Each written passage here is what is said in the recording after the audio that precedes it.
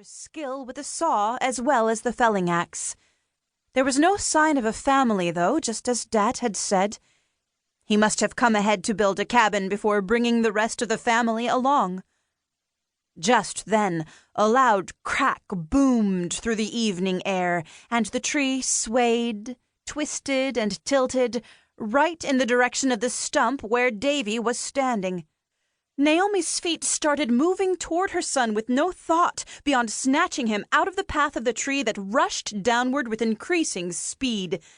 But the stranger was faster and grabbed the boy off the stump, out of the path of disaster. Man and boy rolled to a halt at Naomi's feet, Davey's gleeful laugh showing that he had never realized the danger he had been in. The panic drained from her body, leaving her sore and irritated. "Davey!" Naomi balled her fists on her hips for emphasis. "Didn't you hear me calling? You know you're not to wander off in the woods without telling someone." Her voice startled both of them, and two pairs of eyes looked at her. Davey's blue gaze met hers briefly, then lowered as he blushed, embarrassed that he had been caught misbehaving again. But the man's brown eyes changed from a startled flash to a crinkling smile. He rose from the ground, setting Davey on his feet. He retrieved his hat from where it had rolled and brushed it off with a practiced sweep of his hand. "You must be Davey's mum." As he settled his hat on his head, he shifted his gaze from her cast eye to her good one, and she felt her cheeks heat. "I'm Cap Stoltzfus, just arrived from Holmes County." Naomi grasped Davey's hand and pulled him close. "I'm Naomi. I'm thankful you snatched my boy from the path of the falling tree." She glanced at Cap again. His eyes weren't only brown. Reddish-brown flecks in the golden irises gave them an intriguing depth. She looked away. His beard touched his chest, indicating his married status, and her face burned to think she had been looking at him so closely. "I met your husband yesterday. He came by to welcome me since we're close neighbors." Naomi's face heated again. "You met my father, Eli Schrock. He told us about you at supper last night." "Then I look forward to meeting more of your family tomorrow.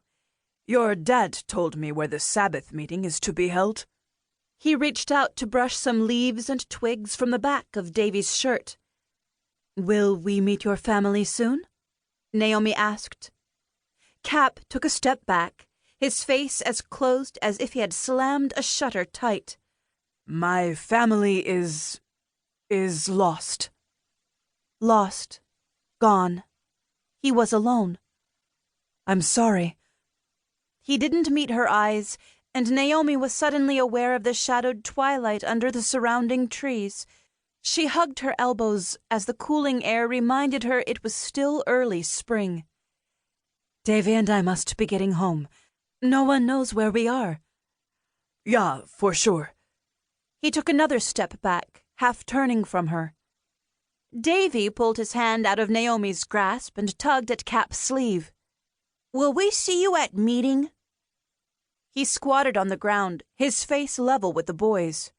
"I'll be there." Davey grinned and threw his arms around the man, giving him one of his impetuous hugs.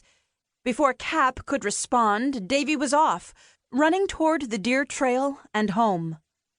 The man hadn't moved, even when Naomi looked back as she followed Davey into the woods. He still knelt on the ground, his head bowed. The damp seeped through the knees of Cap's trousers, bringing him back to the present. The clearing full of stumps, his wagon home, his new life, without reminders of Martha at every turn.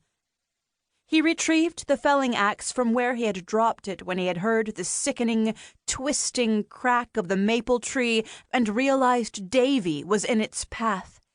His knees still trembled at the thought of how close disaster lurked on every side of this life in the wilderness. Cap found a rag in his toolbox and wiped the head of the axe until it was clean and dry.